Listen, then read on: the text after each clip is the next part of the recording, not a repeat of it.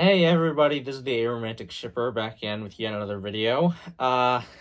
This time we're going to be talking about Kaguya-sama Love is War, which I watched in 2022. I watched the first two seasons earlier in the year, and then season 3 later in the year when it came out. And by the way, minor spoilers probably for this show. I mean, like, I'm not going to be talking too specifically about it, but I might slip a spoiler in here or there. So if you want to be, like, totally not knowing anything about the show, don't watch this video. But anyway, so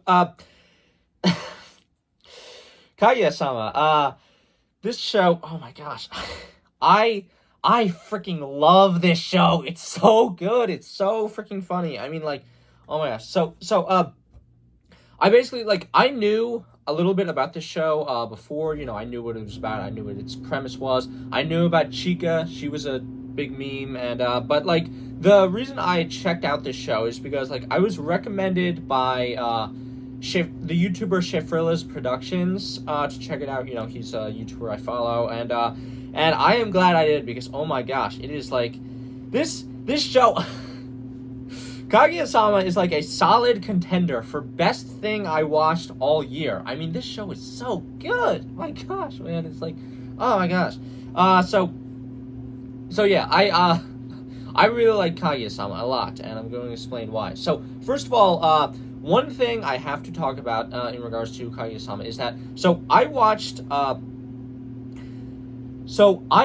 this show in dub, not subbed, and the English dub of this show is, like, so freaking good. It's so well produced. Like, every single voice actor is so good in it. And, like, because here's the thing. So I am someone who generally prefers the dub over the sub when watching anime. Because, like, the thing that for me is, like, I don't know, because I don't understand Japanese, like, I just don't want to have to, like, constantly be reading the bottom of the screen. And here's the thing. See, in regards to dub versus sub, I think especially, like, the one thing that is, like, much better for me in terms of, the English version rather than the Japanese version is comedy. Because, like, comedy is, so much of it relies upon, timing and delivery. Like, that's, like, such a big part of comedy. And when you have to read what's being said, like in the in the subversion, it just instantly becomes a lot less funny. Like, I've watched English sub versions of the English sub versions of the show Kaguya-sama, and it's just like so much less funny for me because, like, even though obviously the sub seems fine, it's, the voice acting seems fine in it, but, like, I don't know, it's just that I don't get the same experience, like, watching something in another language. I don't get the same experience, especially with, like, comedy, and it's just, like, I don't know, it's just, like, it doesn't, work for me as well watching comedy in another language, which is why it's, like, it's such a good thing that the, voice cast of, Kaguya-sama is, like, so good in the dub with, like, every voice actor pretty much delivering their lines with absolute perfection. Like, and oh my goodness, the narrator, like, I know the freaking narrator. I know the voice actor is obviously taking some creative liberties with, what he's trying to do. But, like, I just laughed so hard at so many of his lines where it just, like, went off the rails. Like, the narrator in the dub is, like, so amazing and iconic. Can't be right, though. It's way too good to be true. But it is. Disregarding the voice talent, though, this show just has some incredibly funny and well-written jokes and scenarios. I mean, like, it's really good jokes. And, like, one thing I really like is that the show doesn't just, the comedy doesn't just, like, it doesn't really get that repetitive with, like, which, is a problem with a lot of anime, and their comedy, where, they will reuse the same gag over and over again in a lot of anime shows, but, like, I don't know, and you would think Kaguya-sama would fall into that trap because of, the fact that this show is based around a very specific scenario, whoever gives their heart first will be conquered, but, like, this show is really good at thinking up inventive scenarios to keep the comedy fresh, where it doesn't just feel like it's using the same joke over and over again. Like, for example, there's this gag in the beginning of season 1 where Shirogane will basically be giving this advice to this guy about, what to do about this girl that he has a crush on, and like they kind of keep coming back to this, except it's sort of like a different, they evolve the joke over time, where it's not like the same thing of like the hilarity of the situation that is actually giving kind of good advice hilariously despite having like literally no experience. But like and again, they sort of keep evolving the joke over time as his relationship with that girl, progresses, and it just sort of it isn't just the same thing every time. The comedy actually evolves with the situation, and I really like that. And it just it just never seems like it's the same joke over and over again, which I really like in Kaguya-sama. And it also really helps that the show is very well animated. Like, A1 Pictures does a very good job, and like the visual gags are really out there and really help to enhance the comedy in any particular scene. The animation in this show is really good, especially for romantic comedy like this. But another thing that is really awesome about the comedy is that another thing I really liked about the comedy that I think, sort of enhanced the show for me is that it isn't all just based around the scenario of, like, the two leads trying to conquer each other with love. Like, a lot of times when the show feels like it, it will just, like, go off and do something completely different. Like, for example, in the season 3, like, a good example is in the season 3 premiere, the first story in it is basically just, like, this whole joke scenario based around this character Miko Ino not having her headphones plugged in all the way, and like there's this whole 8-minute gag about it, and it's like absolute comedy gold. And again, it doesn't have like anything to do with the two main leads basically, but it's just like, yeah, Kaguya-sama will just do that sometimes, where it will like completely focus on a different kind of story, and it's fine because it's really funny. It's just, it goes where the comedy goes usually. So I mean, like, I don't know, it's just like, what I really like that this show, like, it's amazing at getting the greatest amount of comedy possible out of the most mundane scenarios. I mean, like, my two personal favorite scenes in this entire show, like, have to be that, like, I was bursting out laughing at them. Like, they were so incredibly funny that, like, the two scenes were, one, the scene in season 1 where Chika was eating ramen that came out of nowhere. That was like so incredibly hilarious. Everything about that scene was like comedy gold. And then the epically hilarious rap battle in season 3. Oh my gosh, it was so freaking good, and like it was so freaking funny. Like, oh my gosh, like everything about that scene, like, oh my gosh, it was just like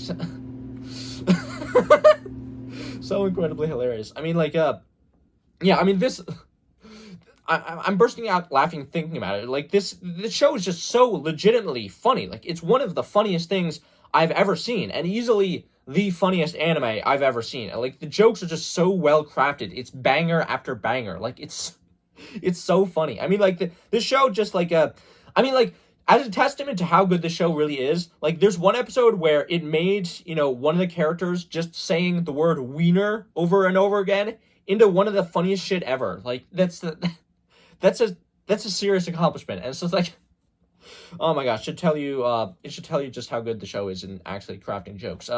Yeah, I mean, like, the awesome thing too, though, is that the cast of the show is also really great. Like, the cast is of Kaguya-sama, they're all very likable and also have a lot more complexities than you might think. Like, for example, Shirogane, who is sort of the main protagonist, he's actually a pretty great guy and like a genuine role model in, how much Shirogane actually cares about the people around him and how hard he works to succeed in what he's trying to accomplish.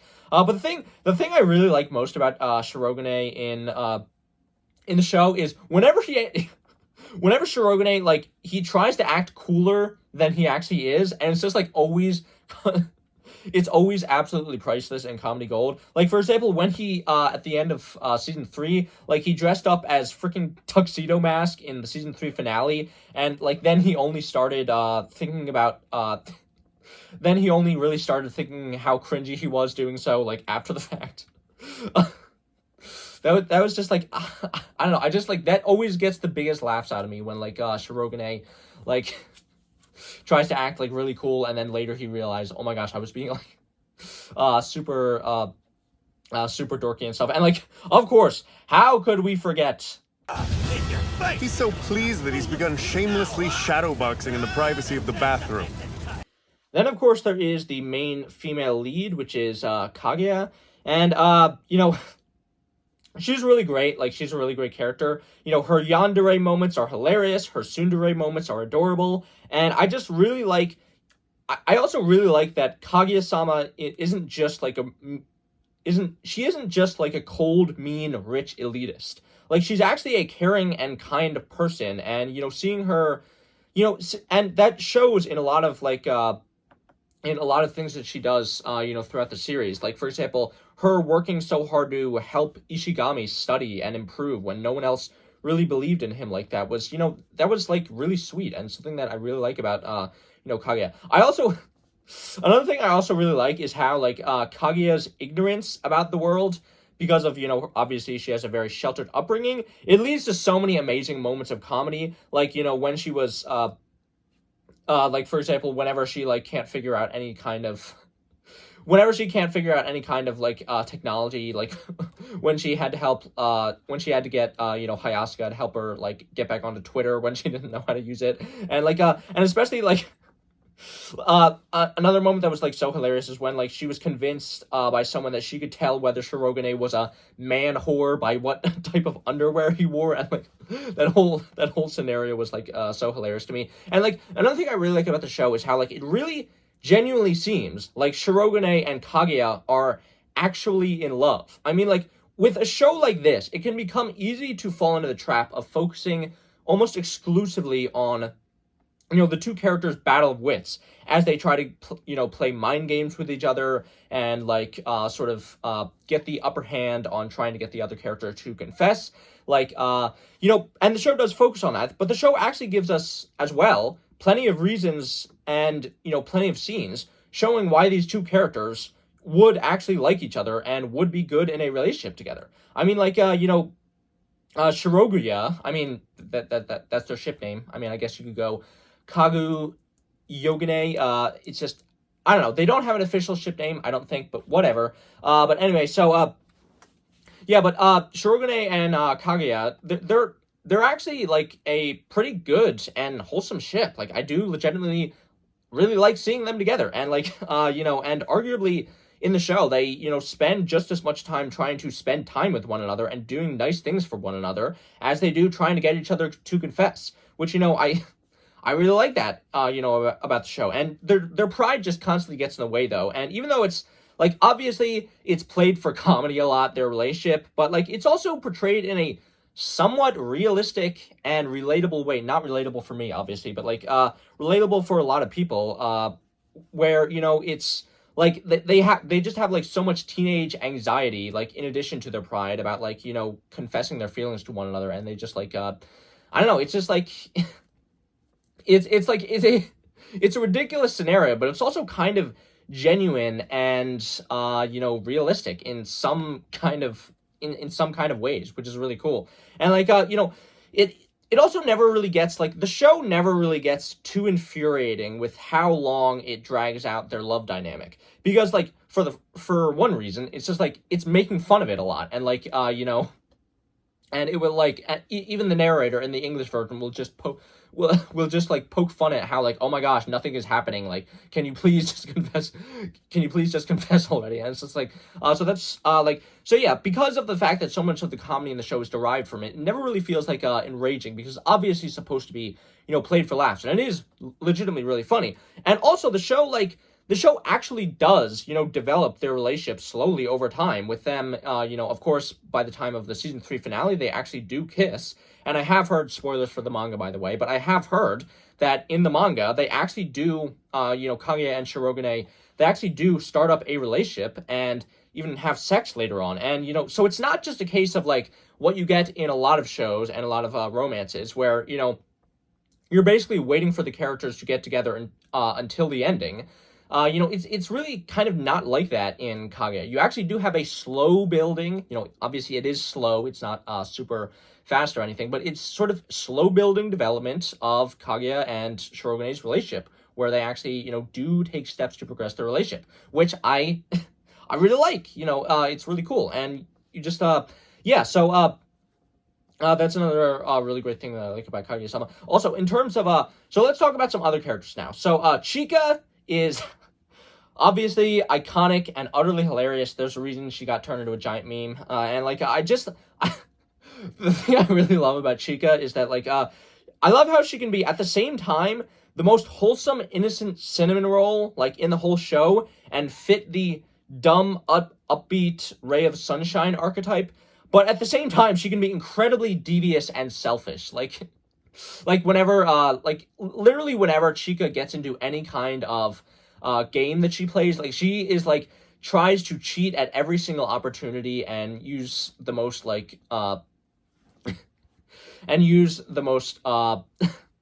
immoral tactics to try to win. And I don't know, it's just that's really cool. And my favorite, honestly though, my favorite aspect about Chika in the show is whenever she gets into the mama bear role and she has to teach Shirogane how to do something he sucks at, that is literally always comedy gold. And it's also a really funny part about her character that I really like, where she just she literally has this inane drive to try to help Shirogane even when she hates doing it. But it just always turns into so much comedy whenever that happens in the show. So in terms of some other characters, Ai Hayasuka is best girl. Even the narrator agrees with me on that. I mean in the English dub anyway. But yeah, so I mean for real though, I absolutely love Ai Hayasuka in the show. And all of her interactions with Kaguya and her deadpan style of humor. I just how she how Hayasuka just casually fucks with Kaguya, and while also trying to help her, while also being really fed up with her childish behavior. She just has so many funny moments in the show that come from her very very dry sense of humor, where I just always love characters like Hayasuka, where they will just be who they just have so much black Air Force energy. They will just savagely troll people to perfection. She honestly, Hayasuka reminds me a lot of sort of C2 in Code Geass, who was also one of my favorite characters in Code Geass 2 because of just how she was such savage and trolling people, and and Hayasuka is sort of like that too in a lot of ways in the show, and I really like that about her. But I also really like how in the show the show slowly reveals a lot of her vulnerabilities and her insecurities over time that make her a very well realized character as well. So that's another thing I really liked about her. Ishigami is probably best boy. I mean, and it's really surprising that I would say that, because initially I really didn't like Ishigami very much, and because he sort of just seemed like a misogynist pervert gamer bro archetype. But I don't know. I mean, I was just really surprised, I was just really surprised with how much I really grew to like Ishigami over the course of the show, especially in season 2, which of course, what is revealed about him, and everyone who's seen the show knows exactly what I'm talking about, and just some of the genuinely really terrible things that happened around him, and that he's trying to grow past and get better. And it really seems I don't know, it's really cool how it genuinely seems like he cares about other people and wants to be a better person. And I really like his journey throughout all 3 seasons, and it's just I don't know, I just really like his character. He's very well written and very well developed. And that's, by the way, that's another thing I really like about the show too. It actually has, it is a romantic comedy, and it is focused on comedic scenarios a lot of the time, but it also actually has serious and dramatic moments too, and they work. And it's really cool because obviously I already mentioned the stuff with Ishigami in season 2, but there's also a lot of stuff going on with Kaguya as well. And how she's Kaguya is she's very lonely a lot of the time, and, is deprived of this familial affection that she never got with her childhood because of her upbringing, where, her parents are, obviously there's this incredibly rich and powerful elitist family who don't really, give her the time of the day for much of her life. And it's just like, it's very sad with the way that she is sort of like being forced to meet all these expectations and never really had much of a actual childhood growing up. And like, I don't know, it's just like, and especially that moment at like the end of season 1 where, she was where she just wanted to like see those fireworks. And it's just like I don't know, it's just like the show actually cares a lot about its characters and developing them over time and getting to see more of their insecurities and what drives them. And it's just like, I don't know, this show just has really great characters, and it does a lot and does a really good job of giving them focus and actually giving serious attention to them and serious problems that they have. And like, it's not like super overbearing. It does focus on comedy a lot of the time, but I also just really like that it actually cares about its characters, and it's not just like, they're not just like the devices for the jokes. It's just like, I just really genuinely like these characters, and I love like how the show actually takes time to give serious moments involving them. So it's just, and they really work, they're well written, and it's just like, I don't know, it's just like, the show generally gets emotions out of you other than just, laughter. And it's just like, yeah. So, I don't know. So that's one of the things I really like. Speaking of which, I guess the one character I haven't talked about of the main 6 is Miko Ino. And, Miko Ino is, generally a pretty good character. I like her, although I will say she's probably the least interesting to me out of the main cast so far. I mean, she was introduced in the midway point of, season 2. So I guess, that's, sort of, natural, but I mean, I don't know, maybe she will get much more focus in the future, but I don't know. To me, she's just the least interesting member of the main cast so far, so yeah, that's basically what I think about it. So another thing that I think is really cool about Kaguya-sama is that, like, one thing I will really praise is that the school environment, that the show is set in actually feels like a living, breathing thing. I mean, like, I didn't notice it at first, but over time, as the seasons went on, and, like, as, I realized that there are a lot of recurring side characters in the show who actually get focus and development outside of just the 6 main cast.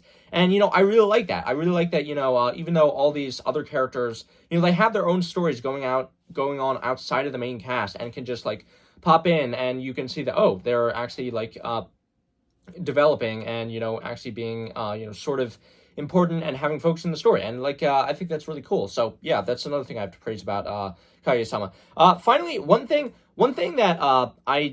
interesting thing that I would have to praise about the show that I really appreciate about Kaguya-sama is that the show is pretty comfortable talking about things like sex and fetishes a lot, like, in the way that you would expect from teenagers, while also not, I mean, like, the show, like, isn't really, in both, like, I don't know, I just like that the show is actually, like, comfortable talking about, like, sex and fetishes, and, like, because, that's something that you don't see in a lot of shows, especially in, like, I don't know, especially in anime where, obviously it is played for jokes a lot of the time, but it's feels very natural for me how it is, played in the show, and, like, at the same time, the show also doesn't really have very much fan service, which is a pretty, I don't know, it's, I don't know, that's just, like, one of the things that I really appreciated, that it, at the same time, it's not, like, uncomfortable talking about topics like sex or fetishes, and it also doesn't really have very much fan service, which is,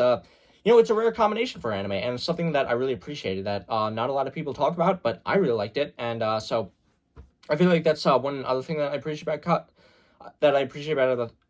sorry, jeez, this happens when I talk for too long. I just keep slurring stuff. But anyway, but yeah, that's another thing that I really appreciated about Kaguya-sama. Also, the freaking, oh my gosh.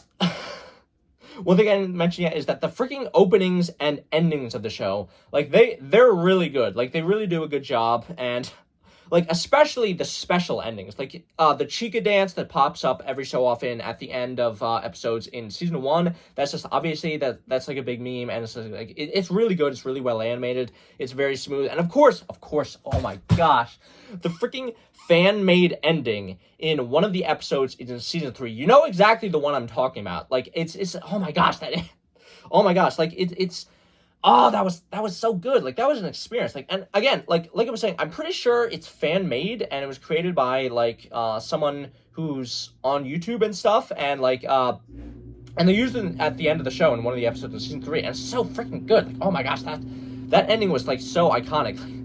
That artist deserves like all the praise in the world. Like who created it. Like I said, I think he, there was just one artist, a fan of the show, who did, like, the whole thing, basically, in terms of the animation. But, like, so that was, yeah, the openings and endings, especially the special endings, are really great, and I really like them. Overall, like, if I did have any complaints whatsoever about Kaguya-sama, and this is very minor, but the one thing that bothers me about Kaguya-sama is kind of the pacing a little bit. Like, so basically, Kaguya-sama is a very, one-to-one recreation of the manga. So basically, every episode pretty much adapts 3 manga chapters, always. And, even using the titles of the manga chapters as, 3-part titles for an episode, like, where you'll have, like, it's just multiple, it's 3 different titles for the same episode, which is just, corresponding to the manga chapters that it adapts. And since the manga is often episodic in its stories, like where it'll just go from one different unrelated gag or scenario and then go to another one later, where the problem with adapting that into show format is that it can feel kind of jarring for an episode to jump to 3 different separate plots within the same episode.